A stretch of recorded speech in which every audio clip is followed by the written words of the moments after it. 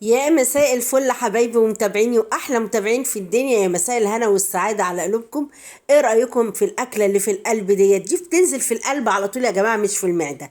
الفسيخ وجماله والرنجه يا جماعه وسلطه الرنجه. بس بطل الفيديو بتاعنا النهارده الفسيخ. هعمله معاكم من الالف للياء، بدون بقى ما تحطش في قلب اكياس وتلفي والكلام ده كله.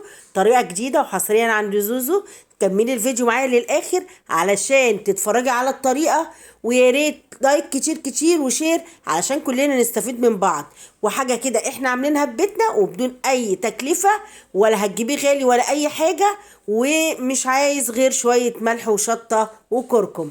يلا بينا نسمي الله ونصلي على الرسول ونشوف طريقة الفسيخ من الألف للياء بطريقة جديدة وحصريا، وكملي الفيديو مش هتندمي، هتدعي لي دعوة حلوة من قلبك. طبعا أنا جبت هنا اهوت يا جماعة 3 فسيخات بسم الله ما شاء الله، قطعوا حوالي 2 كيلو إلا ربع، لأن جايبة الفسيخية حلوة محملة. وعشان تفسخي فسيخ لازم تجيبيه مليان. وهنا بعد ما نشف بحطه على بوزه كده بعد ما اغسله، ولحد ما يصفي الميه بتاعته والدم اللي فيه، وبالمناديل تمسحي الخياشيم. بعد كده يا ست البنات، عايزه تعرفي البوري من الدبار، البوري تلاقي بقه مربع كده هوت مبطط، ومن عند الزعنف اللي هو الزعنف اللي جنب الراس تلاقيها مزرقه كده. طيب هنملحه بقى ايه بملح ناعم، لاني ما عنديش خشن خلاص هوقف الدنيا، لا ابدا عادي، ده شغال وده شغال. انا حطيت هنا اهوت بتاع مثلا نص كيس ملح ومعلقتين شطه ومعلقه كركم اهو. وقلبي يا ست البنات كله في قلب بعضه كده اهو. اهو عايزه اقول لكم طلع خطير، وزبده زبده كهرمان كده في منتهى الجمال. كملي الفيديو وانت تتفرجي وانا بفتح عليه، حاجه كده رائعه بتنزل في القلب على طول يا جماعه. كان بقالي كتير ما عملتوش والولاد كان نفسهم فيه بجد، كان تحفه. هنا بقى انا بصباعي بضغط كده اهو من عندي الخياشيم عشان انزلها جوه، عشان الملح يطول كل حته فيها اهو. بعد كده تملي بقى الخياشيم ملح كده اهو.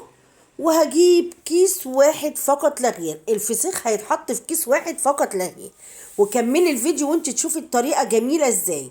هتقولي لي ايدك زرقاء ليه يا زوزو؟ كنت تعبانه شويه وكنت معلقه محاليل والحمد لله على اللي يجيبه ربنا. وهنا حطيتها في قلب كيس واحد، ورش رشه ملح صغيره فيها، وبرومي الكيس اهو، وحطيه على جنب. طيب وبعد كده هوت يا ست البنات لازم تعملي له المساج جوت من تحت المصارين، ما تجيش جنب المصارين، دلكيه من تحت عشان تفسخي السلسله كده هوت عن اللحم عشان يبقى طري معاكي.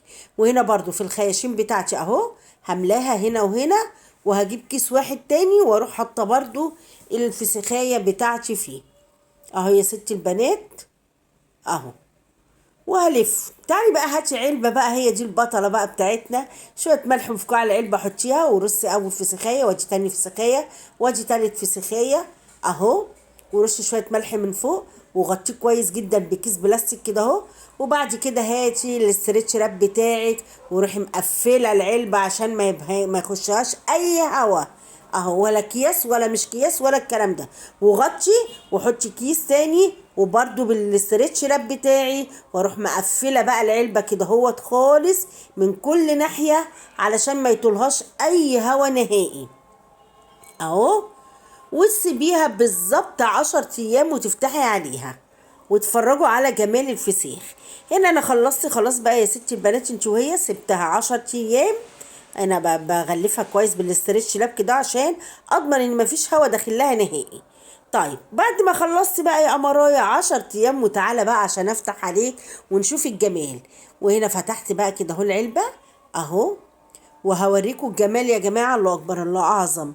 وطلعت في سخايه، طبعا هشيل كل الاسترتش راب اللي انا كنت عاملاه. بصوا مش قادره اقول لكم على الريحه والجمال، بجد عظمه، عملنا عظمه. وهجيب في سخايه كده اهو وهفتحها معاكم وهوريكم الجمال اللي طلع. عايزه تحطي حبه زيت حطي، مش عايزه براحتك. انا بصراحه نسيت احط بس طلع تحفه بامانه الله اهو. هجيب صينيه بقى واطلع الفسيخيه كده اهو، بصوا الجمال. عايزه تشطفيها من الملح اشطفيها، مش عايزه براحتك خالص. انا بس حبيت اشطفها الاول وبعد كده رحت جايباها اهي. بصوا زبده بجسها كده اهو، زبده طريه جدا. وهنا بقى ايه، هفتح لكم القمر ده بس اقصقص الزعانف ديت اهي. بجد حكايه طلع تحفه. بصوا هو بيتكلم عن نفسه بقى، هتتفرجوا على الجمال الف هنا وشفا على اللي هيعمل على طريق الزوزو واللي كل من فسيخ زوزو. بصوا القمر يا جماعه، مش قادره اقول لكم على الجمال وعلى الزبده. كهرمان، ده مش فسيخ، ده كهرمان. تحفه تحفه تحفه. وهنا الولاد بقى ما كانوش صابرين. ابني بقى ايه لازم ياخد حته كده، رحت مدياله حته في لمه قلت له خد. كان طبعا بقالنا كتير جدا ما عملناهوش، بس بجد كان حكايه وروايه. وجبت رنجه وعملنا رنجه وفسيخ وسلطه رنجه.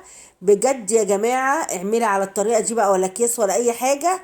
هتدعي لي دعوه حلوه من قلبك ولكم بالمثل ان شاء الله. وما تنسينيش باللايك والشير كتير كتير عشان الفيديو يوصل لكل مكان يا جماعه، كلنا نستفيد من بعض. طبعا السلسله دي عمرها ما هتترمي، دي تتمصمص تبقى خطيره.